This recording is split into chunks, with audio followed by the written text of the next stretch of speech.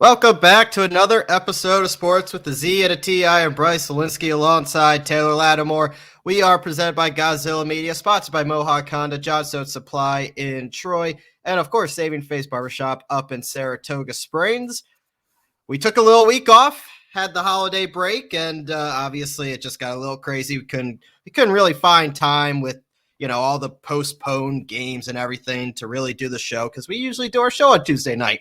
Well, the Birds played on Tuesday night. So, as much as I love you, Taylor, and all of our listeners, there is no way on God's green earth I am recording a show during a Birds game. So, you guys had to deal with a week without us. But since we last talked, something happened. And if you're watching on YouTube, I have the Gozilla Media Fantasy Football Champions belt. Yes, yours truly won the Gozilla Media League after all the doubt. First of all, I'd like to thank God. I'd like to thank God for being there. Without him, this would not have been possible. I would like to thank my coaches, my teammates as well. They really make sure they put me in the best possible position to succeed out there. And really, we just did what we had to do to get it done. And here we are, and back. You put up more points than the opponent. You just went out there and did it. We just went out there and did it. We did a lot of.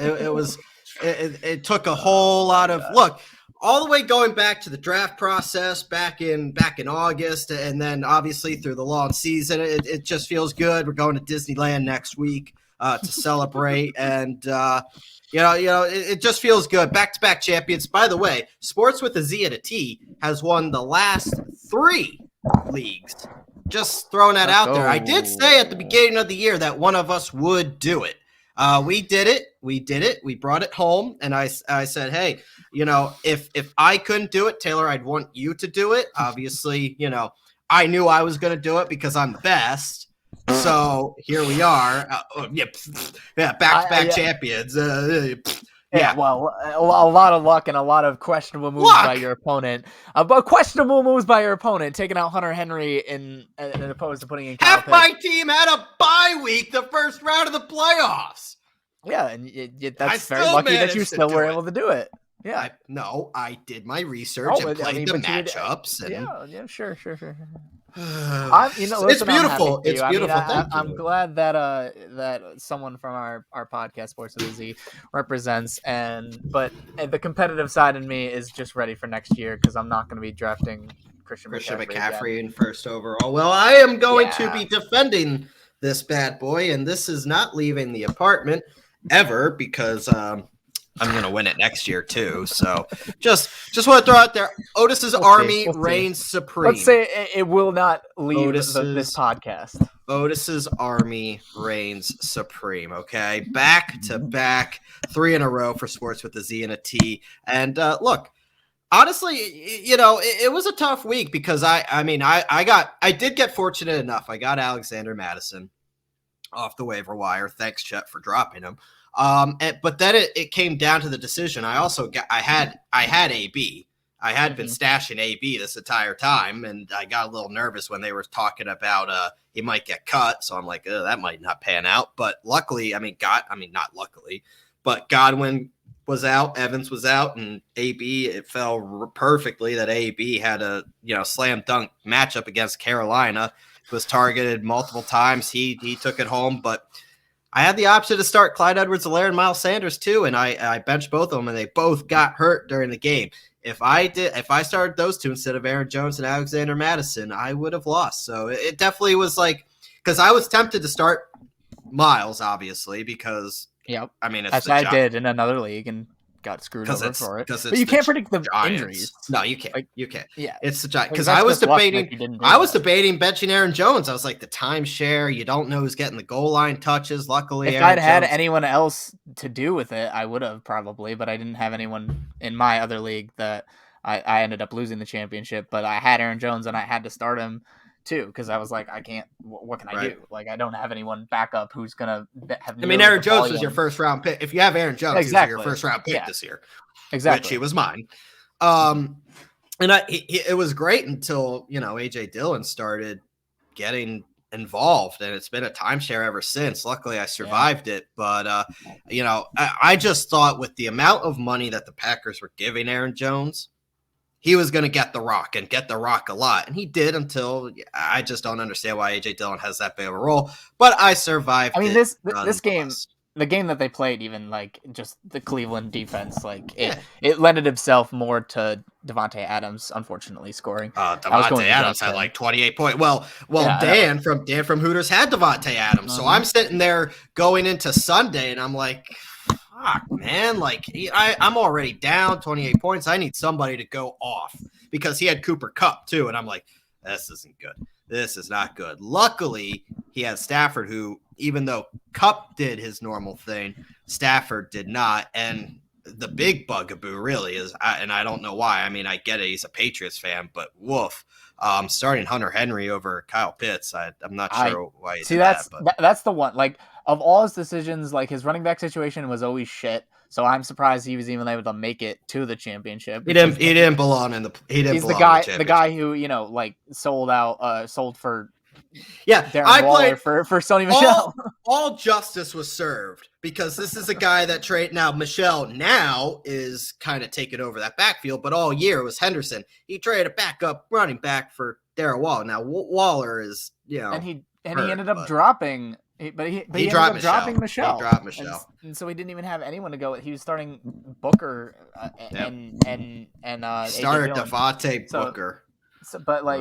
So that wasn't like my thing. He really didn't have any option for running back at all because he has a terrible running back situation. But I made sure any waiver, like I added Justin Jackson. Now I wish I started him. It didn't matter, but he had 30 points. But I added Justin Jackson because I didn't even want to chance it. Before Eckler was officially out, I was like, I'm adding him. I don't care. Yeah, and it blows the decision to start Hunter Henry over Kyle Pitts. And like I said to you before we got on, I'm like, okay, Kyle Pitts, I know he wasn't like, the world beater that I thought he might be coming out. Still Kyle Pitts. I mean, he's better than Hunter Henry. But it's still Kyle Pitts. That's what I mean. And like, if you look at Hunter Henry, I mean, like he did go off against Indianapolis, but that's just because he was able to get the 2 touchdowns because they looked at him in the red zone. But like Buffalo has a very decent secondary, like they were always gonna have to run the ball, and which they did, and Damien Harris went off. But Kyle Pitts, just like, why would you sit him? And if he had started Kyle Pitts, he would have beat you over Hunter Henry. Yeah, he would. That's all it took. One decision can make or break you. Well, and I was hurting at the tight end position because I lost Hawkinson for the year, so I threw a prayer with Gesicki and. He got 3 points. I dropped Gesicki in my other league because he wasn't bad, but I was trying. I mean, in a 14 team league, Gesicki's a pretty good backup, so I was okay with it. In my other league, I ended up starting Brevin Jordan from the Houston, and he didn't do terrible. He had 4 receptions for 56 yards, which worked out well enough, but. I couldn't get over the hump because I had guys like Miles Sanders in, and then Tyreek Hill had like his worst game of the season, or one of them. Only 2 receptions for 19 yards, like ridiculous. If any Gozilla Media podcast out there has any PR requests, needs me to hop on their show and really just I'm going on my championship tour now. Just please send all inquiries to the Sports with the Z DM, and we will contact my people. Will be in touch with your people. I don't know if you're when you're having your parade or whatever, but I'm probably not going to be there. I'm sorry. Well, I didn't want you there, so it's okay. Parade's going to be me, myself, and I. I don't need you. I'm sure it will be. Me and Otis. We'll walk down we'll walk with the belt down the neighborhood, and that'll be that. It's just going to be fine. Is the belt too big for like Otis to wear? Like, oh God, no, yeah, this is like an actual WWE belt. I mean, for the people watching but for the people looking at YouTube, I mean, it's big. So poor Otis would sink. But no, it was a fun year. Even though all attempts were made for me to lose. First round of the playoffs, I had half my team on a bye, but that's okay. All is good. and I am the champion. And we will move on from there. Before we head to the college, we have a jam-packed show. And I really, because it's still the holiday season, we're both running with our heads cut off. I do want to try to make this a shorter show, I should say, because it's not going to be a short show. It just can't be. Got college football playoffs coming up. The semis are this weekend, Friday. And we got week 16 takeaways coming up. We have the week 17 preview and predictions, and of course our fantasy studs and duds as your most likely in championship week. For those of you in your championships, we'll give you that final advice, and we'll probably give you advice next week too if for some reason you're in a weird league like Taylor is and your championship games in week 18. My championship is next week if I make it there. Which is bizarre, but anywhoomst. Before we get to the college football playoff semifinals, do want to mention from our friends at Johnstone Supply down in Troy. Believe it or not, Taylor, this is our final show of 2021. Hard to believe. The holidays are here, they're moving, and they're about to be gone. Make sure your home is safe and warm this season. Thanks to Johnstone Supply in Troy, the Goodman furnaces are now in stock. I know you've had all your families over. Something happened over the week of Christmas, and you need to get something fixed. These are your guys. Goodman furnaces are not only made in America, but they're also the perfect blend of efficiency and dependability for wherever you may live. Don't forget to clean out those air filters. Obviously with your friends and family coming over right now, you don't want anything to happen. Find out about ways to purify the air in your home and to adjust your air filters before the big events. Obviously if you're holding a New Year's Eve party and you got a bunch of people over, you don't want anything to go wrong. Connect with the guys down at Johnstone Supply in Troy. Visit them on 6th Ave from 8 to 5 p.m. or even give them a call at 518-272-5922.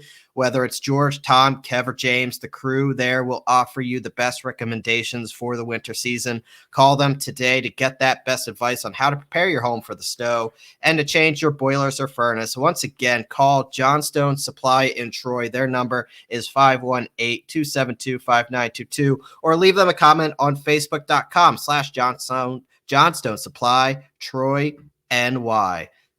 Taylor, college football semis. They're here. It seems like we were just taking a break from college football. Obviously, there's bowl games left and right getting canceled, which is scaring me, petrifying me about the Outback Bowl. Penn State plays Arkansas. I just hope they could get that game in. But with COVID, obviously, back at the forefront, we hope the semifinals can go without a hitch. Obviously, Bama and Cincinnati, and then Georgia and Michigan is the other game. Let's look at the tail of the tape, though, Taylor. Let's start with Bama and Cincinnati, which is the Cotton Bowl down in Dallas. That will be at 3:30 on New Year's Eve. Look, Cincinnati's 2021 season will be remembered as a historic one. It's the first time a group of 5 team got into the college football playoff, and we've talked about it over and over and over again that we didn't think they belonged. It got to the point where the committee pretty much had to put them in, right? However, they're facing the SEC champion Alabama. The Alabama Crimson Tide. Congratulations, Cincinnati, as a reward. You get the greatest dynasty in all of college football. This is what they wanted. This is what them and their supporters wanted. This is the right. This is what you asked for, and you're gonna get it. They're led by the Heisman Trophy winning quarterback, much deserved, by Bryce Young. They have one of the best defenses in football, but this offense is humming right now. Is it going to hurt that they lost a couple players on offense? Yes, it will. But I still think when you look at it, that this is an Alabama team that is just too damn good and too explosive and too dominant. At some point, talent is going to beat lesser talent. And that's what Alabama is. They have a much better, bigger, stronger team. And Cincinnati, you're finally playing somebody that you're going to be looking up to. I don't think it's going to go very well. Yeah, my first instinct is in this game is kind of the same thing we've been talking about all year long. Where in the very beginning, it was Alabama at the top, and that was before Georgia really established that they were going to be the ones who were one going forward until they played each other. Alabama with its one loss there. So I do think that ultimately you're right, and that talent will win out, and that Alabama will win this game. But I think I mentioned it last time we did this first analysis, like right after it came out and it was official. That Cincinnati, for one thing, has like they got nothing left to lose. They already made it there. They did what they were supposed to do. It'll be a good season for them either way. Just making it, like you said, as an historic season for a team not in the Power Five kind of sphere. So it'll be good for them. They'll be loose, I would hope, because they really have nothing to lose. Like if they lose, it's whatever. Like they got there, they did their thing. So I'm excited to see if they can do anything. Do I think they will? Ultimately not, because Alabama is, one of those powerhouses, one of those college football absolute monsters that always has at least 4, 5, 6, 7, 8 guys go in the first round of the draft. Like this is the team that is a dynasty, like you said. Like they are a continuing dynasty. They're an ongoing dynasty. They have not fallen off. I think maybe what has it been 1 year where they were out of the, or have they always been in the college football playoff as long as it's been around? I think they've. Bama has missed it once. Once, yeah. Once. That's what I thought. Once. So missing it once out of the 5 or 6, I don't know how many years it's been around. That's impressive, and this is a dynasty, and it's going to come down to whether Cincinnati can execute nearly a perfect game. Like that's the only way they're going to win is a perfect game. And if Cincinnati has a prayer, and I don't even think they have that, but if they have a prayer, they need to be led by projected first-round pick Desmond Ritter at quarterback. I mean, really, that has a big reason why Cincinnati's been so successful this year is Ritter, who leads all playoff signal callers in yards per attempt, nearly 10 yards per attempt, and adjusted completion percentage of 74.4%. This is a Cincinnati team that defensively is pretty good. They have a couple guys that can really get to the quarterback. Their pass rush is very good, and their secondary is one of the best in the nation. However, I mean, it's going to get to the point where Cincinnati's offense is going to be asked to match what Alabama does on the offensive side of the ball, and I'm just not sure that there's going to be enough firepower there to do so. I mean, it's just simply put, a Cincinnati win would just absolutely shock the status quo of sports and logic out there. I mean, look, it's been a great run for Cincinnati, but I think a lot of people are going to see, and it's, believe it or not, it's been rare to see college football playoff semifinal games be close. Very rarely have they been close. Now, obviously, Clemson and Ohio State last year was a hell of a game.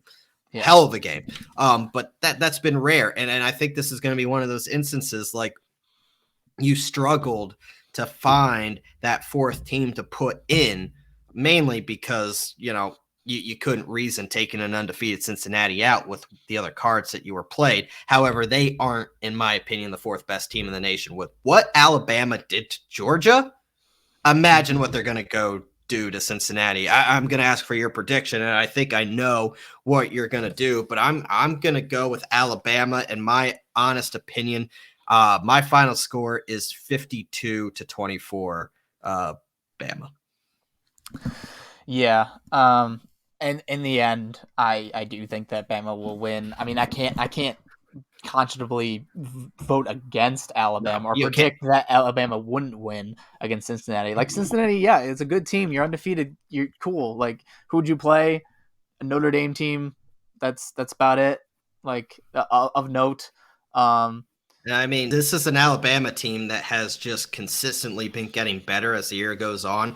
And for a lot of people, everybody thought Georgia was the best team in the nation. I did too. What Bama did to that Georgia defense, that supposed Georgia, unbelievable Georgia defense. I mean, that should be all you could say. I mean, this is a Cincinnati team. Yeah, you won your conference. Yeah, you went undefeated. But yeah, okay, you beat Notre Dame. Congratulations, but you also struggled to the likes of Memphis and Tulane. It's like, I mean, what are we doing here? Yeah, and if you talk about who has the best player on both teams, like, that Alabama has the Heisman winner. Alabama has Bryce Young, and he was Alabama able has a to. lot of things, Taylor. Well, Alabama has a lot of of things. course, they have a lot of things, but I'm just saying, like, they have the guy who orchestrated the dismantling of Georgia's defense. Yes. Who has the best win in the country? It's Alabama against Georgia Yes, in the they SEC do. title game. That is the best win anyone in the country has, bar none. Like, it is. Like, Michigan over Ohio State, that's a good win. But Alabama over Georgia, two teams who ended in the top 4, who are in this college football playoff, that's the best win in the country. And so, yeah, Alabama. And if I have to give a final score, I don't 49-30. You're being kind. I am being kind. It's not going to matter like what the score is. They're going to win. The spread is 13.5. Bama's going to win this game. And really, the more the conversation is, who is Bama going to play? Right? Yeah. We look at the other semifinal game, which will be the Orange Bowl at 7:30 come New Year's Eve. Michigan and Georgia. Now, this is going to be a great line of scrimmage game on both sides of the ball. This is two teams that want to run the ball and two teams that predicate their success off the offensive and defensive lines. Georgia's defense still some think is the best defense in all of football, even though they got shredded by Bama. This is a very good defense, and Michigan's defense is just as good and probably has in Aiden Hutchinson the number 1 overall pick in this year's draft. So on both sides of the ball, I mean, this game is going to be one about who can dominate the line of scrimmage. But this is a Michigan team. You know, they surprised a lot of people this year. They were projected to really finish theoretically 3rd at best in the Big Ten East, not even in the Big Ten. They went and took care of business in the Big Ten outside of one little hiccup against Michigan State. They went and beat Ohio State. They went into the Big Ten championship game, handled their business, and now they're number 2 in the nation. And they're facing a Georgia team who throughout the entire year up until the SEC championship game was never really challenged. They were the best team in football. This is going to be a really, really good game and a tough game to predict, in my opinion, simply because they're so similar. These teams are so similar. They don't really like to air it out. The quarterbacks are mediocre at best. Their strength is their Georgia can get to the quarterback. They can stop the run. Michigan likes to run. Michigan's strength is to defend the pass and get to the quarterback. Guess what Georgia wants to do? Each strength goes up against their strength, and each weakness caters every other team's strength as every other team's strength as well. Before the Bulldogs lost to Alabama in the SEC title game, nothing had really worked against that defense. They ranked 2nd in the nation in defensive success rate, produced all-time marks in a variety of metrics. This is going to be a great game. Yeah, I think this is going to be a great game. Obviously, the better matchup of the two. This is one that, I'm going to have a hard time also picking a winner between the two because I like both of them. I mean, you look at Georgia and really what it comes down to is the way that Alabama's defense was able to frustrate Stetson Bennett and make him uncomfortable. Michigan's defense is going to do the same thing. Like, Michigan's defense is no slouch. It's one of the best in the country, led by Aiden Hutchinson, and like, he's a monster. And they're going to pressure Stetson all day long. And if they can hold out and he can play well, then Georgia has a chance. But if he doesn't, then that's, I kind of lean towards Michigan in that regard. And in terms of what Michigan's bringing on the offensive side, in terms of their run game with their 2-star running backs, Haskins and Corum, they're going to be heavily running. And I don't think that Georgia has really faced a team that is this rush heavy with 2 good backs before. I mean, when you look at Alabama, they are definitely a passing team. They're going to go through Bryce Young in that regard for the most part. But Michigan, especially against Ohio State, just pounding the ball, like physical, tough running.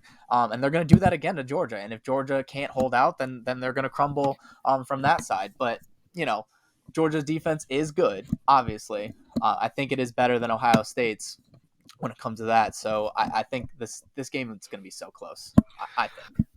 Well, so Michigan's running attack is really led by Hassan Haskins, and they really do ground and pound. They scored 39 rushing touchdowns this year. Haskins had 5 in the team's win over Ohio State, led all playoff teams in expected points added per rush. And this is also a Georgia defense, though, that only allow a half-yard rushing before contact, which is by far the best in the nation, which is absolutely ridiculous if you think about it. They don't even give up a yard before the defensive line can get to the running back, which is unbelievable, and have missed fewer tackles than any major conference team.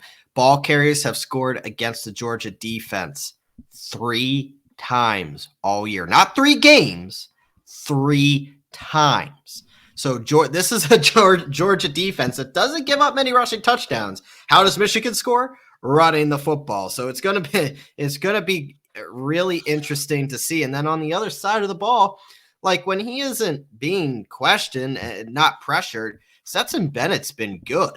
He has a 91.7 QBR with a clean pocket, which is second best in the country and is actually better than Bryce Young's. But a clean pocket, to your point, that might be hard to come by considering, what Michigan likes to do on defense. Oh, and by the way, Aiden Hutchinson is staring him down all night. Shit. The thing about this Michigan, what? Breaking news. John Madden died this morning at 85. Wow. Schefter just tweeted that. Yeah. Yeah. That's sad. Once his we'll get to that in a little bit, but his Christmas that special that went out over Christmas time, that Fox special, I didn't get to see it, but I heard it was really good. Yeah, I didn't get to see it either, but I saw the promos for it or whatever. But wow, damn. That puts a little downer on the show, but yeah, jeez. I mean, obviously an Breaking icon, news. truly an icon, whether it's in the broadcasting booth, the coaching, the impact he has on the video game. I mean, the list goes on and on. The impact John Madden had on the entire game of football. Iconic is one way to put it, and certainly doesn't do its due. I mean, what words can you say on the impact John Madden had? But let's finish out this college football playoff semifinal. I came across the board, had to mention it. Absolutely. And obviously people listening to this are going to be like, what? Yeah, we knew that. What? Keep in mind that we are recording on a Tuesday night, and that's when it was. Honestly, I'm surprised it took that long for that to get leaked. Yeah, usually when something like that happens, you usually hear about it pretty quickly nowadays. But my last point on Michigan is no one really has a good read on this Michigan team. Like, you don't really know like what they're going to do week in and week out. I mean, basically, this is a team that started unranked for the first time since 2015. They came out, they won ugly, they continued to win ugly. They made a statement against Ohio State. Played a truly, I think, a less of a talent Iowa team, but needless to say, they're the Big Ten champion, and here they are against the Georgia team. This is going to be a very low-scoring game. However, I'm still going to go with Georgia. I'm not a huge believer in Michigan. I never was. I'm surprised they beat Ohio State. Kudos to them for beating Ohio State, but I don't think they're going to beat Georgia. I think I'm going to take Michigan in this one. I don't feel great about it because I do agree with you that this will be a low-scoring game. It's going to come down. I know it's a cliche to say that it's going to be like one in the trenches, whichever team has. But, I mean, it truly is. It's going to be one on the offensive lines, on the defensive lines. Can Aiden Hutchinson get to Stetson and really pressure him? And on the opposite side, can they make McNamara uncomfortable just the same way? Georgia has allowed only 11 sacks this season. Michigan has only allowed 10. So they are neck and neck in terms of protecting the quarterback. Georgia had 0 sacks against a pretty weak Alabama offensive line. And then, coming into this game, Michigan's has a pretty good offensive line. One of only 3 teams in this year who have allowed less sacks than Georgia. So it's going to be just a battle at the lines, offensive line, defensive line. I think that Michigan, riding the highs that they have right now, I do agree that their Big Ten championship wasn't really that much of a challenge, but they didn't make it close. Like, they destroyed them, and as they should. After beating Ohio State, they rode that momentum. I think they can ride that momentum for at least one more win. I think that Georgia has its issues. I think it's going to be plagued by the same types of issues it had against Alabama, whether they can stop Hutchinson, whether they put too much emphasis on stopping Hutchinson, which allows other people to frustrate Stetson. I think that is also a possibility. I think the run game for Michigan is going to get it done. I really do. I just think that they're going to play power football, and they're going to hit that line hard, and they're going to open up some lanes for the running game. And I think Michigan wins this. I think it'll also be a low-scoring game, though. I don't think it would be the over. If the over was around 40 or something, I would probably take the under. Yeah, I have a hard time believing that it's going to be very high scoring. I'm going to probably stick to it. Literally might be like 20-17. Like that's kind of the score that we're looking at. 40 is a good number. I could see like a 28-21 maybe. So like 40 is I don't know what the 40 is a good number. I don't know the official over. I haven't probably looked in yet. The 40s. I would guess it's like 44 or something. Maybe 45. But yeah, so you're predicting a Bama Michigan championship. I am predicting a Bama Georgia championship. I can't stomach seeing Michigan in the championship game. Jeez. Oh God. Go with your head, not your heart. My heart my head still says Georgia. Like I don't know.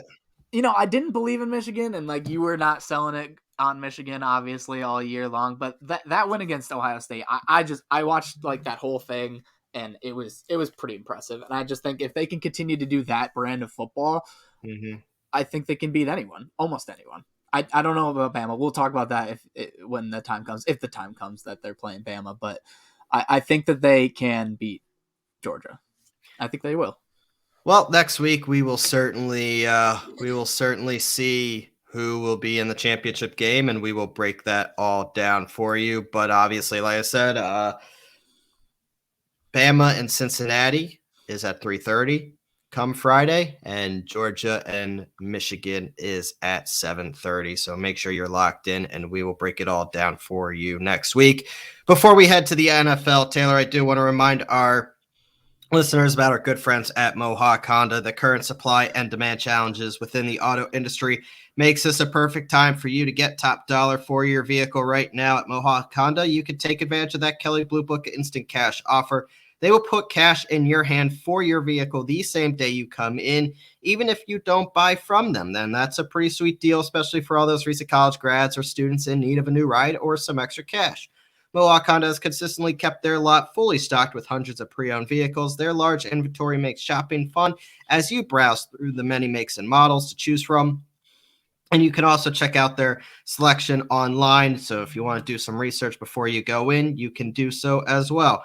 Stop in and say hi to Greg Johnson, the assistant general manager, Jake Hot Sauce Doyle, Louis, the VIP man Morales, or one of the many other helpful sales consultants there at Mohawk Honda. There's a great, vast selection of Honda certified pre-owned vehicles. So now is the time to take advantage of that Kelley Blue Book instant cash offer. Mohawk Honda in Glenville, where they always go out of their way to please you. And obviously, Taylor, we have some summaries to go here. We were gone 2 weeks. We're not going to tackle week 16 too much, but I will. We have 2 weeks worth of Colts wins. Picks to go. Sure. What Eagles wins too. I mean, yeah. Well, you could have said that, but Colts wins. Just I was in week 15. I was 10-6. You were 11-5, so you had gained a game on me. And then you decided to shit the bed over the holiday. Yeah, well, I didn't put too much thought into it as I should have because we didn't break it down. Right. No, I get it. So I just looked quick and I was like, this one. You were 9-7. I was 12-4. So I am now 5 games up. You had San Francisco beating Tennessee. That was a difference. That was more of a hope. I really wanted that to happen for the Colts. I know you did. To try to win. Yeah, I figured that's where you were going with that, but yeah. I had Arizona beating Indy, so we canceled there because obviously the Colts won. You had, and I laughed at this when you sent this, but I understood it because they were hot, but you picked Detroit to beat Atlanta. Oh yeah. Well, I mean, they didn't even have Goff. The Cardinals. They didn't have Goff. I thought maybe, that one. Say what you want about Jared. Had back. And in fact, it was not a bad game. Like it was not that it was a bad game. It was a bad game because these two teams are awful. But like it was closer at the end than it probably could have been. We both had New England. That did not happen. Yeah. We both had the Chargers, which I don't know who wouldn't have had the Chargers. Yeah. We both had Seattle. Mm-hmm. And then it starts to unfortunately unravel for you. You had you had Denver beating Vegas. That did not happen. And then you had New Orleans beating Miami. Ian Book was starting way before you even sent in those picks. Like I said, you thought Ian Book was going to beat the Dolphins? I honestly thought that the Saints defense would do better against the Dolphins, and that's half their defense was out too. Well, I didn't do my research. Okay, you call me on that one. Anywho, you were 9-7. I was 12-4, and I am 5 games up heading into week 17. Saints had just beat the Buccaneers. Like, they barely beat them, but they still beat them. I thought that they could muster some type of energy like that against the Miami, but I guess Miami is on like a freaking 7-game winning streak now, so I know. You have to put more respect on Miami's name. I don't know. All of a sudden, we had we went from having a top 10 pick now that it's like the 20th pick. But at least we have the Colts. We have three first rounders officially now because the Colts.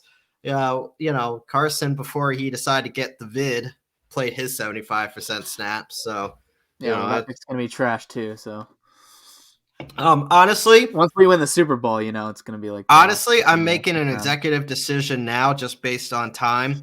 We're not going to talk about Week 16. It kind of is what it is. Like we'll mention some things throughout the Week 17 slate from Week 16 if we need to, but because we're at 37 minutes. We're at 37 minutes. We don't want to go 2 hours. And we do not want to go 2 hours. So we're going to go to Week 17 preview and predictions. If you were really looking forward to Week 16 analysis, sorry.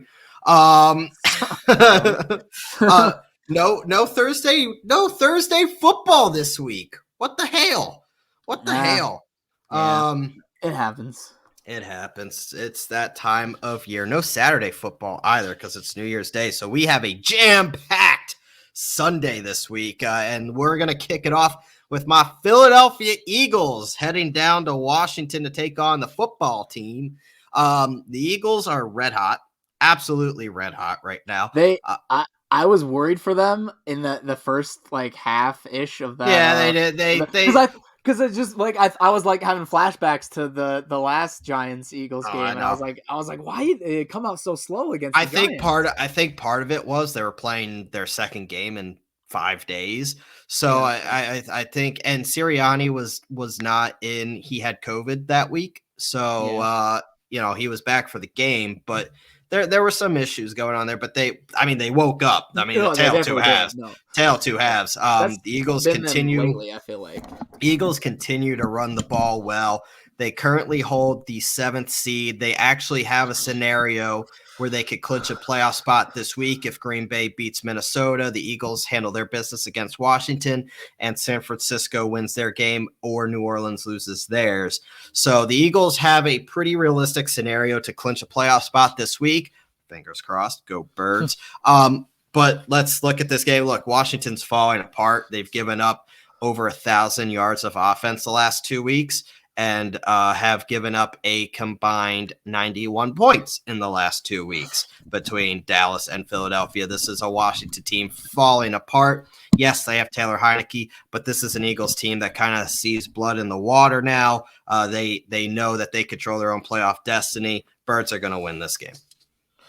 Yeah, I have to go with the Birds here because, like you said, I mean, regardless of their slow starts, they've been finishing games lately, and no Miles Sanders, I don't think will be too much of an issue. I mean, they've been. I mean, Jordan they have Howard has Jordan more Howard. yards than Saquon Barkley this year. I mean, and they just brought back A Kerryon lot of Johnson. people have more yards than Saquon Barkley. It's been sad over there. But my point is, number 2 overall pick, practice squad running back. Yeah. That's what happens. That's what scares you about paying running backs. But obviously, I mean, it's been dissected multiple times that I think we can all agree that taking Saquon at number 2 was a horrendous pick. Should have taken a lineman. But that's neither here nor there. Or that too, yeah. Neither here nor there on that end. I do think that the Eagles will win this game. I mean, Washington is what Washington is. They're going to struggle, especially against a pretty good Philly defense. And Heineke is just he's not it. Like, I think we all know, as good as he can play here and there. Can you say that again? Because I know somebody that was really, really high on Washington, even with Taylor Heineke this year. Okay, well, first of all, when I was really, really high on them, it was Ryan Fitzpatrick, and then I thought that they'd be okay with Tyler Heineke, but he's obviously not like a franchise guy. He's not a guy you build he's a good backup. That's what he is. And I would have liked Terry McLaurin to actually have, Ryan Fitzpatrick, because I think, not that Ryan Fitzpatrick is like a franchise quarterback. He's not, but like, he is not afraid to throw it down the field and really open it up. And I think that Terry McLaurin would have been much better with that. That's really all I liked about, and I thought their defense would play better. Obviously, their defense has been not as good as I thought it would be.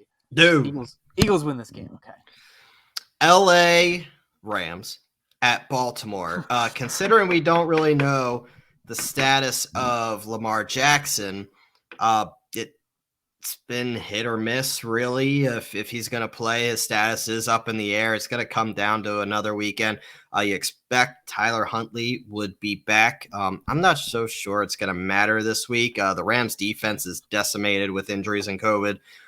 It seems like the Ravens are at the breaking point at this point, which sucks because I think when healthy, they were one of the best teams in the league this year. Earlier on, I think this is a Ravens team that's very talented, and unfortunately, injuries really took a toll on them. This is a Rams team playing much better lately. They've really turned the corner since the bye week. They've gotten everybody back on track, and this looks like a Rams team that could make a push for the Super Bowl again. Do I think they will? No, but they're trending upwards. I think the Rams are going to win this game. It doesn't matter if Lamar or Tyler Huntley is at quarterback. Yeah, they're in a 4-game winning streak. The Rams are, with teams, the Cardinals in there. Obviously, the Cardinals are on their own skid, but and they played decently well against the Packers in the end. They got down quick, and then they tried to claw their way back in a couple weeks ago. But yeah, with the Ravens being the Ravens situation, we don't know about Lamar Jackson. I don't think he's going to play, but it's possible. I hope he does for my fantasy's sake. Yeah, I don't know if he will. It seems like, what is it, an ankle injury, I believe, and it's a high ankle sprain. Yeah, so maybe he'll come back and lead them to victory, and we'll look dumb for picking the Rams. But I'm gonna go with the Rams too, because even if they have Tyler Huntley, I mean, he played well that one game, but obviously we haven't seen enough of him to say that he's like a guy. Yeah, it's a good fantasy. He's a good fantasy play, but I don't think really. Run. Right. But I was prepared to put him in over Kyler Murray last week, just because Kyler Murray and the Cardinals have been playing well, and the Colts defense has been playing. Although they didn't have Darius Leonard, so that kind of changed my mind. In both my leagues, I have Lamar. I had Tyler Huntley, and just to handcuff myself because I felt comfortable putting Tyler Huntley in, and then he, like I said, I was gonna start him over Kyler Murray because going without when Darius Leonard was still going to be playing for the Colts, I thought the Colts are obviously a defense to avoid because they like to turn the quarterback over, whether it be fumble or pick or whatever. But and I was going to start Tyler Huntley and feel comfortable about it because of his upside with his running the ball, just like Lamar. He can get a few touchdowns. He had two touchdowns through the air, 2 touchdowns on the ground the other week. So it's I don't think that he'll be able to do enough, though, because the Rams, like you said, are on a 4-game winning streak. They are hot right now. They do seem to be trying to make that playoff push to get as high seed as they can. So I'm going to go with the Rams in this one. This one should be pretty easy. Tampa at the Jets. Yeah. I mean, the only thing going for the Jets is that Tampa has been racked with injuries. They don't have They won't have Arians. Probably won't have Arians because of COVID. Lost a couple more players on the defensive side, but I don't think it really matters. Well, they did. The NFLPA did change the rule today so that they only have to have 5 days of isolation or whatever you want to call it if they test positive, which is great for multiple teams, including the Colts. We'll get there. But guess who's not vaccinated? It doesn't matter. Vax or unvaxxed, it's still 5 days. But anyway, they could get Mike Evans back, the Bucs. Obviously Godwin's out for the season. I think Fournette's out as well. Yeah, but AB. But AB's back, so and you still have Gronk. Well, Godwin tore his ACL, so he is done. Oh yeah, no, he's done. But and AB there, Mike Evans possibly there. I don't think you need that much. Even just stop the Jets. Just AB would probably be enough. Yeah. Let's go to Miami at Tennessee. Now, Taylor, I know where your heart wants to go, and Miami has been hot. However, Miami also, if you look at their schedule, haven't really been playing anybody. This is a Tennessee team that still kind of sees the light at the end of the tunnel to be the top seed in the AFC. I think this Titans team is finding a formula to win. Now, obviously, they didn't look great the other week, but this is still, to me, a Titans team that should be they should be fine against Miami, even though Miami's playing well, and it wouldn't surprise me. But Tennessee's defense, I think, will do enough to Tua to rattle them off. And the way they're running the football, even without Derrick Henry, has been impressive to see. They have A.J. Brown back as well.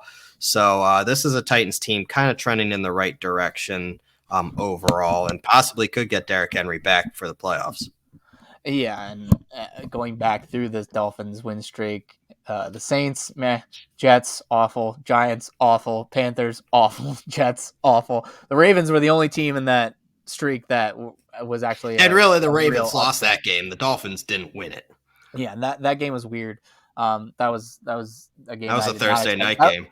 Yeah, and then the Texans right before that. And then the Bills were the last good team they played besides the Ravens, and the Bills beat them 26-11.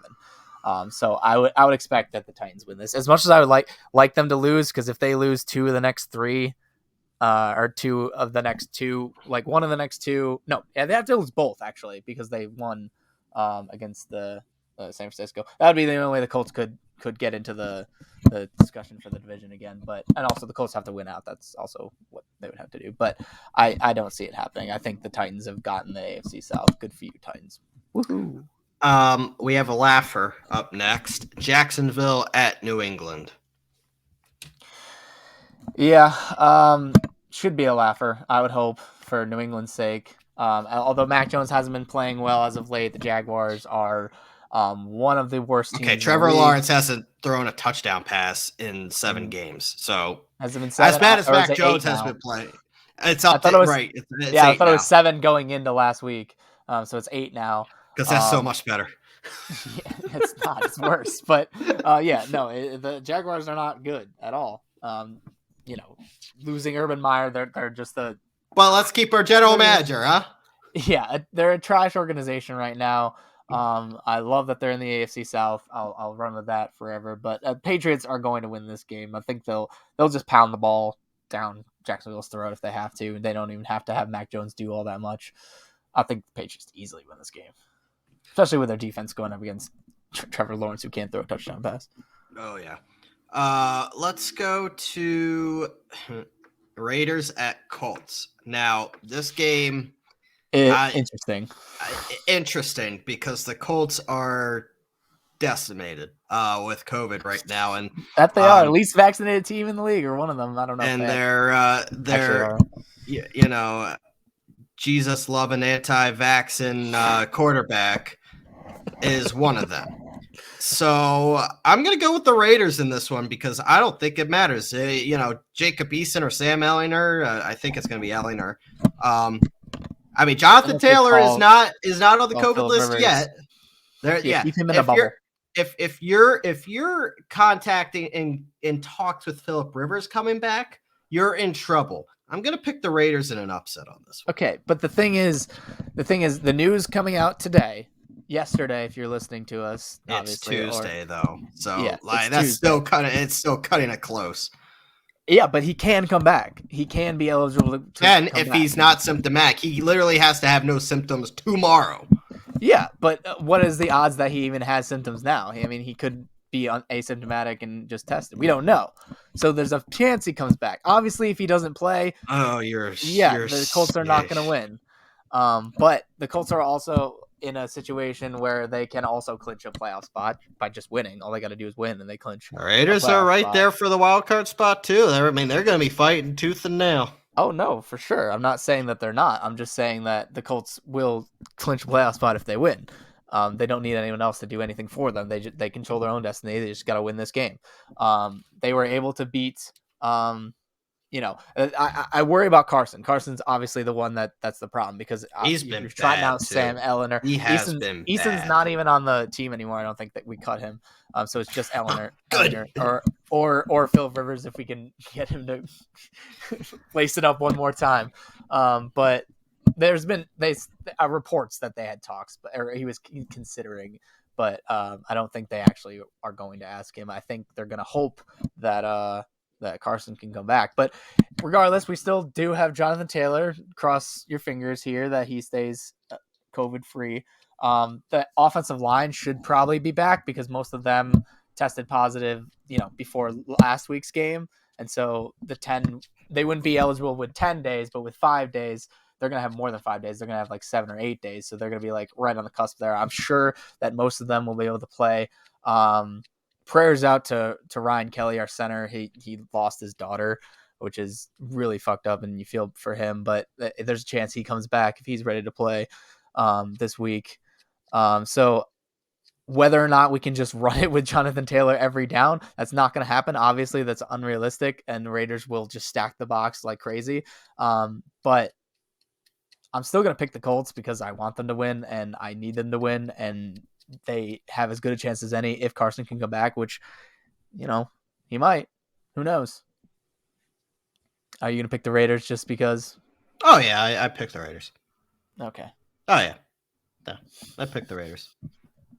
Even if the Colts were healthy, I think I'd pick the Raiders. What? Oh, yeah. Why? For what? For what? What? Okay, I need to hear this. What's your analysis on that one? Even if the Colts were fully healthy. Yeah, I think that just beat the Patriots, just beat the Cardinals they beat the Cardinals without an offensive line. That was without our best stack the box player. To stop Jonathan Taylor and force Carson Wentz to throw the football, and good things usually happen. He threw the football. He was like 5 of 12 for 46 yards. He was not 5 of 12 last week. He was like 28 of 30 or 38. 28 of 38 for 223 yards and 2 touchdowns. Carson was bad. He started the second half, 1 for 6. Bad. Yes, and then he won the game on a touchdown throw. What more do you want? He had no offensive linemen. You know how many offensive linemen he had? Starters? One. Only one was better than 44 Pro Football Focus. It didn't even take a full year to be a Carson Wentz truther. Oh, God bless you. I don't see how anyone can look at that game and be like, oh, he played terribly. Yes, he missed some throws. You know who else missed some throws? Kyler Murray threw some in the dirt. And then he also threw the ball out behind him for a safety, which was the worst move he could have made. I mean, he was screwed either way. But he made just as many bad throws as Carson did. But Carson won the game off an amazing touchdown throw, might I add. Better than Patrick Mahomes' crap that I saw Jeff Schwartz. Better than Patrick Mahomes? Oh, okay. Oh, my God. Okay, so Jeff Schwartz tweeted out this, like, a slight sidearm throw that Patrick Mahomes did while he was wide, like, clear of anyone and to a wide-open receiver that was, like, 10 yards out from him. And he was like, what a throw. And all the Colts fans are sitting there being like, yeah, remember when Carson did that on Saturday and it was an even better throw because he had a defender coming right at him and he knew he was going to take a hit and he threw it to the back corner of the end zone like 20 yards out. Yeah, that was a better throw than what Patrick Mahomes did, but they eat up everything that Mahomes does. But either way, You cannot convince me that Carson played not a decent game last week. Yes, he missed throws. Yes, he was 1 for 6 to start the second half. But did he win the game? Did he throw the touchdown that won the game? Did he make a stupid mistake and turn over the ball? No. No picks. That's all I can. And yeah, when he's driving down the field, when Carson is driving down for the potential game-winning score, which he did end up doing, was I sitting there looking at the screen, being like, "Please don't make a mistake! Please don't make a mistake! Please don't make a mistake!" Yes, I was, but he didn't. Like, was I completely ready for him to throw a dumbass pick to end the game? Of course I was. I was fully prepared for that to happen, emotionally ready, because I thought that it might have come. But you know what? It didn't. God bless you. It did not even take you a full year to be a Carson. I have to. What am I going to do? Like, he's my quarterback. No, like, I have to accept it. No, I get it completely. Kansas City. Well this year. Kansas City at Cincinnati.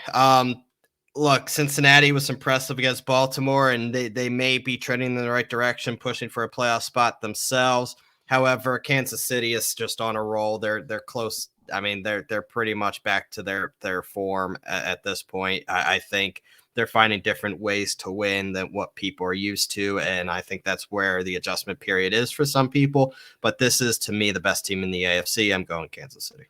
Yeah, 8 wins in a row for the Chiefs. I'm finally on board. All right, they've done it enough times to enough teams. The Chargers win was good. The Steelers win was decent. Steelers aren't a great team, but their defense is good, and they were still able to shut them down. And so, yeah, I'm fully on board. Chiefs are looking as good as ever.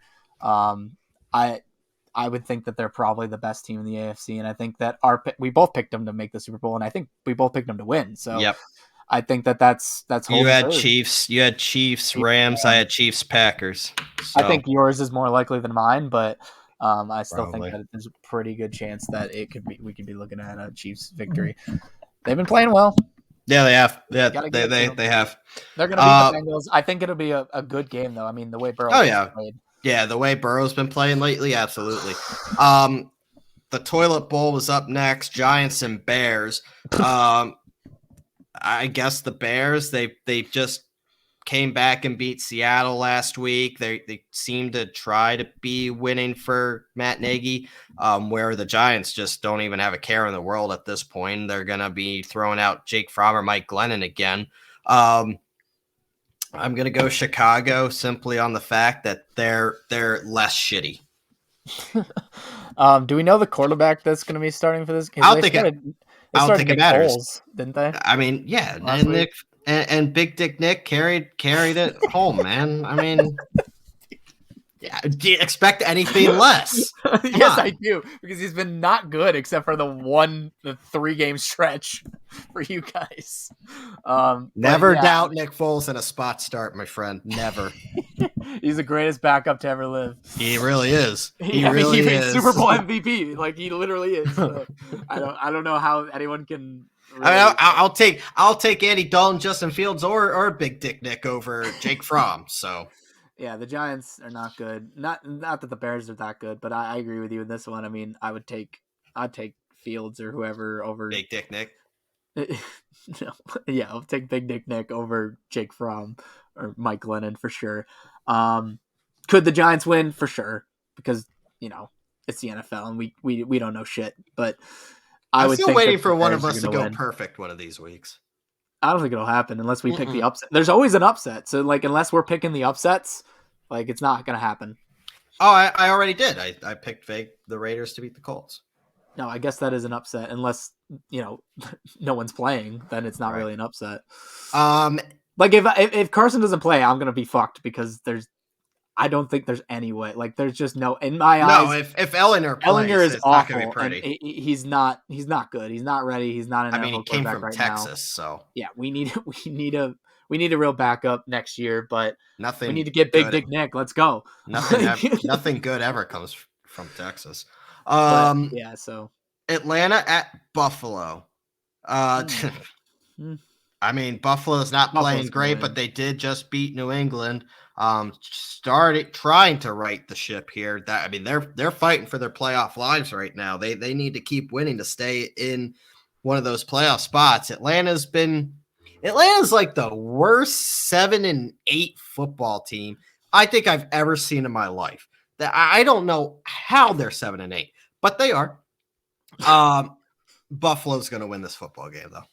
I feel like the Falcons are just good enough to beat bad teams, but not good enough to like beat a mediocre or good team. So like if you look at their schedule, like they play the Saints and they barely won. They play the Cowboys, they get destroyed. They play the Patriots, they get destroyed. They play the Jaguars, they win. Cool. They play the Buccaneers, they lose.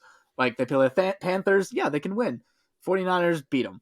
Lions, yeah, they can win. Like Bills are on the other side of that. They're the upper echelon team. Yeah. Not the best, but like Eagles they're better than the Falcons. The Eagles absolutely obliterated them the first week of the year. I mean, this is they don't make sense to me, the Falcons, at all. Bills should win this game. Bills should definitely win this game. They should be embarrassed if they don't. Houston at San Francisco, which honestly, to me, Taylor, all of a sudden gets really interesting. I mean, this is a Houston team that 4 wins, like that's I think that's better than anybody expected this Houston team to do. They just beat the Chargers. San Francisco's not going to have Jimmy Garoppolo. They're all of a sudden starting Trey Lance. Garoppolo has the UCL tear in his hand. Now, granted, I mean, it's kind of system proof. You hope Trey Lance can improve off of what he was showing earlier in the year. And obviously, San Francisco is a much more talented team. They should be able to still beat Houston, even with Trey Lance. But this all of a sudden gets interesting. I'm not saying Houston wins, but this might be a little bit of a scare for San Francisco. I'm still going to pick San Francisco, though. Yeah, I'm gonna go San Francisco. I'm hoping, for fantasy purposes and for their sake, that Elijah Mitchell can come back, and play, because he's their main running back now. Even though he's been hurt, if he comes back, I think the running game will be even stronger than it has been, and I think the Niners will do enough to beat the Texans. I mean, the Texans are not good. 4 wins was impressive. Like that means you're not a good team. Yeah, you can play hard, and that Chargers win was unexpected, but I got to think that was somewhat of a Chargers missing Eckler, even though, I mean, Justin Jackson did, enough, but I think it was that. I think it was a little bit of Chargers underestimating the Texans and thinking that maybe they could just walk in and get an easy win, and the Texans kind of punched them in the mouth, and from then on, it was just kind of a rout because they got up early. But I still don't think that this Texans team is any good. Like, I really don't. I think that the Niners defense is going to do enough. I mean, Trey Lance, yeah, maybe if they force Trey Lance to win the game for them, or if the Texans try to force Trey Lance to win by trying to shut down any 49ers running game. But like, 49ers are one of the best running teams in the league, at least by scheme they are. Shanahan is one of the best in terms of scheming run plays, but I expect Elijah Mitchell to be back. I expect the Niners to roll over the Texans, because the Niners, I think they are a weird 8-7. Like they're so close in like 7-8 for the Falcons and 8-7 for the Niners, but I just think that there's so much of a gap between those two teams, even though their records are pretty close. Like, only 1 game separates them, but I just think the Niners are such a but much better team than the Falcons, and I think they win games against bad teams like the Texans. Let's go to Denver at the Chargers. Now, the Chargers obviously coming off a brutal loss to said Texans that we were just talking about. Denver losing to Las Vegas. I mean, it's to be determined if Bridgewood, the expectation is Drew Lock will once again start for the Broncos. And as long as Drew Lock is the starter for the Broncos, I'm not picking the Broncos. The Chargers should bounce back. They should win this. Keyword is should win this football game. I'm going to go with the Chargers, more so because of who isn't playing for the Broncos. Yeah, I mean, the Broncos playing last 2 weeks. I mean, the Broncos against the Raiders barely won, but still only 13 points they were able to muster up, and then only 10 points against the Bengals. Their offense just cannot put up the amount of points that they're going to need to keep up with the Chargers. And plus, the Chargers, you would think, would be coming out angry because they just lost the As they should. Titans. Yeah, that shouldn't be a loss that they should ever have to take if they want to be a legit playoff contending, like, upper echelon team, which I think they have all the talent in the world to do that. They just need to put it together and start finishing these games, and I think they do beat the Broncos. Carolina at New Orleans. I'm making this pick on the fact that I believe Taysom Hill will probably be back, and they should have most of their defense back as well, and probably their offensive line too. I mean, the Saints were really bad. They had 27 players out with COVID this past week. That's just a lot, and that's why you saw the ugly performance on Monday Night Football. Carolina's just bad. They're just bad. They don't know who their starting quarterback is, whether it's Cam or whether it's Darnold. Their defense is falling apart. They can't put points up on the board. They already fired Joe Brady. Matt Rule is on the hot seat. I'm going to go with the Saints at this one at home. Yeah, I'm going to go with the Saints in this one as well, especially assuming that he's back and ready to go. And the Panthers are just – they're – there was those many games in the beginning of the year where I was picking the Panthers because I believe that they could do a little something. But at this point, they are not. They are not a good team. They're on the backslide, and I don't see any light at the end of the tunnel for the Panthers this season. I think the Saints would win this one. Detroit at Seattle. Now, obviously, everybody is trying to be sneaky with Detroit over these past couple weeks, especially in the betting world. Seattle just took a bad loss to Chicago at home. I expect Jared Goff to be back for Detroit, but Seattle is still a tough place to play, and Detroit's still bad. Seattle isn't good either. Don't get me wrong. But I think Seattle is going to kind of stumble into a win here. Yeah, Seattle hasn't been any point of a consistency. They really haven't. But I mean, they're going up against the Lions. So as much as the Lions have those 2 wins that they've gotten in the last couple of weeks, it's more of an aberration, I think. Especially, I mean, the Cardinals win. It's just so strange to me that the Cardinals just dropped the ball like that. I don't know if it's the Lions doing anything more than it was the Cardinals just losing. I think it's the latter on that one. Yeah, and just the Cardinals not playing up to their standards at all. But like you said, I think as bad as the Seahawks are, they can backwards ass their way into a win over the Lions. Yeah. So I'll take Seattle. Arizona at Dallas. This is going to be a good game. Fight for one of the higher seeds in the NFC. Gosh, I want to take Arizona so bad. I do. I do. Oh man. Oh man, I can't take Dallas. I can't. Because I think they're so. I'm going Arizona.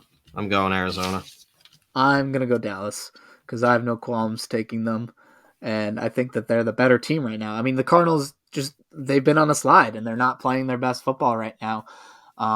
They're missing Hopkins, and that's really hurting their offense. I think at least not even like that he was so much of a factor. Just him being out there as a distraction is enough of a benefit to their team that not having him out there at all is really not doing it for them. And the Cowboys have been playing well. Their defense especially has been playing incredibly well the last couple of weeks. So I do think that the Cardinals, who couldn't even muster beating the Colts when the Colts were so heavy shorthanded, I should say, offensive line decimated, no Darius Leonard, half of our defense gone, or at least 4 starters on defense. I shouldn't say half, but 4 starters on defense, and we're missing 3 Pro Bowlers, and the Colts still were able to win that game. I think the Cowboys, especially being healthier than the Colts were last week and playing well, I think the Cowboys win this game.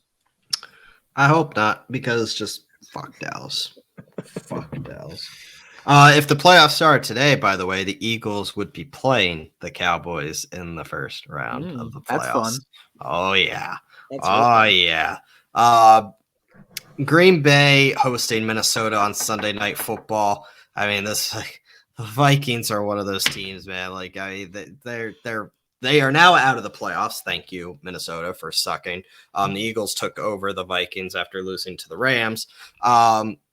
This is a Green Bay team just playing better and better each week. If you think I'm taking the Vikings on the road in prime time at Lambeau, you don't pay attention to football. Packers by a lot.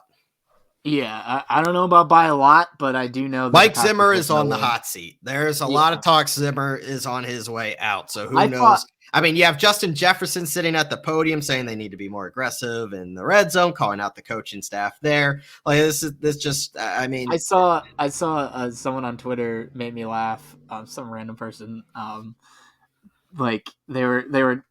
I think they were trying to disparage because there's been slight talk of coach of the year, and like Frank Reich's been in the conversation, and this guy was trying to say, however you feel about the coach of the year is not my point in this. My point in this, he listed off a bunch of coaches that he said were better than Frank Reich, and Mike Zimmer was on the list, and I was like, come on, man. You see the way the Vikings play, and you see the way the Colts play. No. I think there's about 4 serious finalists for coach of the year. I mean, you could say Frank Reich, sure. Belichick, obviously. Sirianni for the Eagles. You could say Sirianni for sure. I mean, he's the only new head coach. Him and Brandon Staley are my other 2 coach of the year candidates. Staley with the Chargers and Sirianni with the Eagles, the only 2 new coaches that have winning records. The Eagles were projected to have one of the worst records in football this year, and the Eagles are control their own playoff destiny. So, just throwing that out there. And the Colts started 1-4 and are now control their own playoff destiny as well. Well, that's what happens when you play Houston, Jacksonville 4 games out of the year. Must be nice. You play the Giants and Washington. I don't want to hear it. Washington is nowhere near Jacksonville or Houston, my friend. The Giants are, but not Washington. I don't know. Washington's been pretty bad as well. You make Houston a pick. Just beat, Did you pick Green Bay yet? Yeah, of course I picked Green Bay. All right, we're gonna go to the Monday Night Football game. Cleveland at Pittsburgh. Believe it or not, Cleveland still controls its playoff destiny if they win these last 2 weeks. They go to Pittsburgh, and Pittsburgh's obviously one of those teams like you just don't know what's going to show up each and every week. This is the battle. This is like literally like this is the battle of inconsistency. I mean, really, what team's going to show up for what? I'm going to go with Cleveland. I just think Ben is done. I think Ben is done. Baker has looked bad, but Ben has been just it's like Eli Manning. He's just pushed it way too long. This is a Steelers defense that all of a sudden is just not itself. I'm gonna go with the Browns. I mean, literally flip a coin on it though. Yeah, I mean, if you look at the Browns' last 3 games, they're all. No, they're not. That's not true. I was going to say they're all losses. The last 2 were losses against the Packers and the Raiders, and then they barely beat the Ravens. But all of those 2 losses were by 2 points. So they 24-22 to the Packers, 16. Really, the Browns should have beaten the Packers. Yes. If Baker wasn't such a schmuck. Yes. And so we don't trust Baker, obviously. But I agree with you on the other side that if you look at the Steelers, they're just, honestly, I think that they just want this season to be over. Like I know that they're like in playoff contention and they're right there too, but it just doesn't seem like they're ready for it. And even if they get into the playoffs, they're going to get bounced in the first round. Like that most certainly will happen. I agree with you. Big Ben is old, washed. He's just not it anymore. He really needs to think about retiring, I would think, this year. Or at least the Steelers should think about moving on and trying to figure out, maybe draft a quarterback, see what you can do, because you need a quarterback in the future, because it's obvious that Roethlisberger is not that. But I do think that the Browns win this game. I think I like the Browns running game better than anything on the Steelers offense. The Steelers defense has been inconsistent at best. I mean, there's a possibility Kareem Hunt could come back. I'm not sure if that's gonna happen, but it is Monday, so he has an extra day there. But even if he doesn't, I mean, I still think the Browns over the Steelers. That will do it for Week 17 preview and predictions, and obviously, we're still gonna keep track during the playoffs. So Taylor, you still have a couple weeks to catch up to me, but time's ticking, my friend.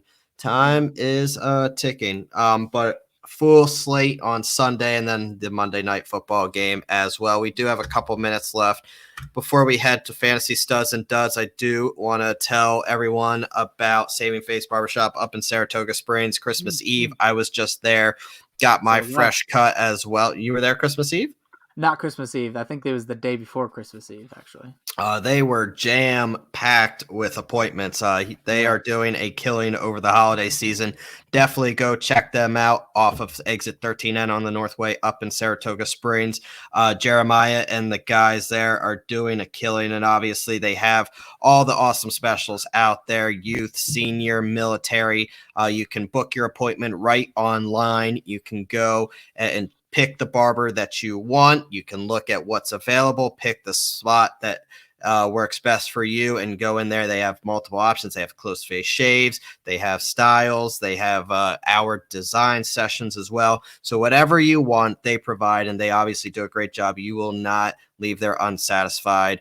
You will be confident in the way that you look leaving Same Face Barbershop up in Saratoga Springs, and it's not too late. Not too late to check. Late. It's never too late for their gift card holiday gift card special as well. So if you go up there, ask them about the gift card special as well that they got going on right now as well. And of course, mention that you heard about them from the guys at Sports with the Z and a T as well. Let's go to the fantasy studs and duds. If you're anybody but Taylor, it is your championship weekend. Second round, baby. Let's go. Let's go to the championship. And if you are in the championship weekend, it might not be likely that you're looking for a massive waiver wire impact, but you might have some guys that are on the borderline of, do I start them? Do I sit them? Taylor, give me a start for championship weekend. So this is a start that I'm taking to heart as well. I'm not just saying it and leaving you out hanging. This is a guy that I plan on starting in my second round matchup because for some reason I'm playing my championship. Yeah, we'll do a studs and duds session for you next week because yeah, just for me. Thanks. Yeah. Well, there's got to be some people out here who are in the same situation. I mean, everyone in my league could use it. So, but why for would me, we want to help them? No, I don't want to help them, but that's why I'm telling you a guy that I'm starting in that league, so I don't have to. I mean, you might want to listen to us. Just saying. Or to you anyway. I mean, I don't have the hardware. I don't have the hardware right now, but Sports with the Z and a T does. Hopefully next year. But I'm going with Damien Harris on the Patriots. Okay. This is a guy who he's been up and down sometimes. Sometimes it's hard to play him because he's not consistent every week to where they really rush the ball with him a lot. But he's coming off a game in a loss against Buffalo, which, Buffalo's run defense isn't the best. Obviously, the Colts gashed them. But Damien Harris was able to go off for 103 yards and 3 touchdowns. Count them, 3. He had all of their touchdowns. They put up 21 points. He accounted for all of that. And I think that against the Jaguars, who, their defense is nothing to sneeze at when it comes to like the rush, but I think that they won't want Mac Jones throwing all that much. So I would hope, and I think they're going to run heavily and lean heavily on Damien Harris. Stevenson might get some play in there too, but I think that Harris will get any of the goal line work anyway. So I think that he'll be in line for a touchdown, maybe 2, hopefully 2. I would start Damien Harris. I am going to go with the guy that I have fallen in love with these past couple weeks. I know who you're going to say. Amon-Ra St. Brown. I'm starting him too, baby. Let's go. He is, my friends, he is a start and forget type player at this point. If there is one thing that has been consistent, it's Amon-Ra St. Brown. All he has done is produce at a level that rivals a majority of wide receivers in the NFL, despite having even multiple quarterbacks under center. And, oh, by the way, he plays for the Detroit Lions. Last week, he had 9 receptions on 11 targets for 91 yards and a touchdown, while added 19 yards on 2 carries. He's involved in the game plan in multiple ways. Over the last 4 weeks, he's hauled in 35 of 46 targets for 340 yards and 3 tutties, has seen 11 or more targets in every game, has 23 plus fantasy points in 3 of the last 4, with his only contest below that total coming in week 15, and he had 15 and a half points in PPR. Fire up St. Brown as at minimum a wide receiver 2 for the fantasy football championship. He even had 19 rushing yards last week. I know. He had 2 rushes for 19 yards. He's in the last 4 games, 12 targets, 12 targets, 11 targets, 11 targets. This man is all that Detroit has, and they are leaning on him heavily. And they're playing a Seattle defense that's not very good. They ranked like 27th in terms of stopping receivers. I mean, for what it's worth, he clearly proved that he is quarterback proof, but Goff should be back this week. Yeah, and it doesn't matter who is under center because they're still going to target him 11 times. Like at this point, he's averaging maybe that 4-game. Hopefully, it doesn't stop, but like it's 4 games now. It is by far a trend. Like it is happening. I think it's for real. I think if they're going to have any offense at all, they're going to run it through him. And I'm excited because I'm also starting him in that second round. Yeah, he is a steal in the 4th round of this past year's draft. And obviously, most people is a waiver pickup. He was a waiver pickup. I'm talking real life. The Lions took him in the 4th round, but he was a waiver wire. Yeah, he wasn't on anybody's radars really. I mean, he was in some deeper leagues, maybe dynasty, like some depth. But he's really, a potential league winner because not only is he good, but he's peaking at the perfect time, right in the playoffs. Like you can't ask for better. Let's talk about the opposite, though, Taylor. And obviously, if you're in the championship weekend, you don't want to play a guy that's probably going to dud out. Yeah, I mean, this is it. I mean, even if it's one of your higher top round picks, but he has a bad matchup, and you have somebody like Amon-Ra St. Brown on your lineup that you might prefer the matchup. This is the time to play him. I mean, now it's do or die. You're in the championship week, or you're definitely in the playoffs at minimum if you're like Taylor. Like this is it. This is it. You don't win, you go home. Who are we avoiding this week? And again, I'm not bullshitting anyone on this. Again, I have this guy on my team, and I loved him, and I'm sitting him down. I'm sitting him down for St. Brown, and that's Terry McLaurin. I loved Terry McLaurin a lot coming into this season. I still think he's one of the best wide receivers in the game. He just is not quarterback proof. He does not have a quarterback who can get him the ball consistently. I don't know if it's their scheme that doesn't allow him to, or the fact that it's just the fast thrower isn't that good.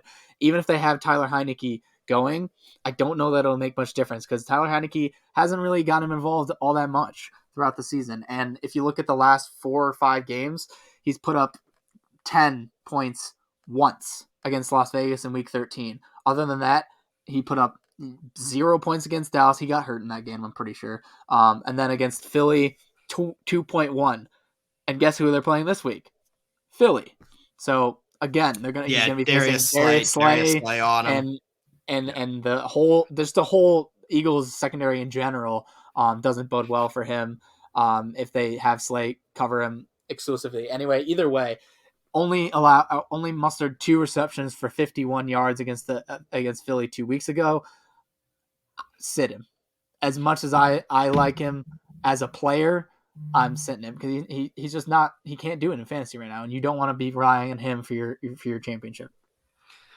Yeah, he would be a tough guy to really put any confidence in. And he's a second round pick, or maybe third, depending on how many people are in your league. But so he's a guy you probably took pretty high if you like him, like I did. I took him in a lot of leagues where I really did like him, and I like I said earlier in the show today, I thought that it was going to be with Ryan Fitzpatrick. Obviously, he gets injured, and then it's Tyler Heinicke and a rotating cast of quarterbacks because of COVID and whatever else. But yeah, he's just a guy you just got to bite the bullet and say, high round pick, but you need to win. You need to put the people in who are going to get points, like St. Brown. Yeah, and a guy that some people, for me, some people have been riding the past couple weeks, and you kind of saw him lose a little bit of grip of the lion's share of touches last week. That's Dante Foreman for the Titans. He has either 100 yards rushing or a touchdown in each of his last 4 games. Really, he is still the preferred option in the backfield, but McNichols started to get some more run.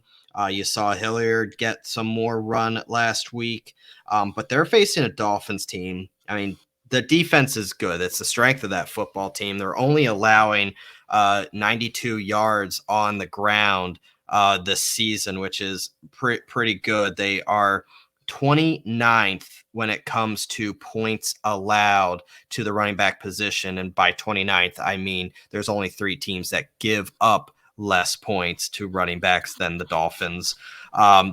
This is tough for me. If you're looking at matchups, Dante Foreman's not exactly a guy you want to trust come championship weekend.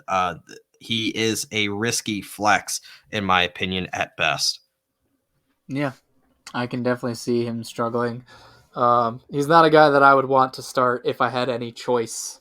Like, some people are locked into, situations like Dan where you don't have any running backs and all you can do is Well, that's your start who you fault for got. drafting poorly. Like, I mean, I don't feel bad for you. Like, I prioritize running backs because I think that they're one of the hardest ones to fill in for. But yeah, good luck to anyone who's on their championship weekend. I am still in round 2, trying to make it. Had a first round bye, trying to make it into the championship and see if I can't win at least one league this year. I am in. I am in 4 championships this weekend. 5 leagues, 5 championships. I already brought 1 home. Let's bring the other 4 home. But I love this time of year, man. I do. Championship weekend, playoff push in the NFL. No. As for the playoff push, I really just hope that the Colts are able to get their guys back, get Carson back. I don't know why he didn't just isolate his freaking self, because, man, that was the one that I was like, anything else we could have withstood. It was inevitable. It was inevitable. Missing Jonathan Taylor would have been bad, but Neiman Hines could still run a little bit. He's a good enough running back, I think, to win a game. But Carson was the one that I was really worried about. When I saw it, I just fuck me.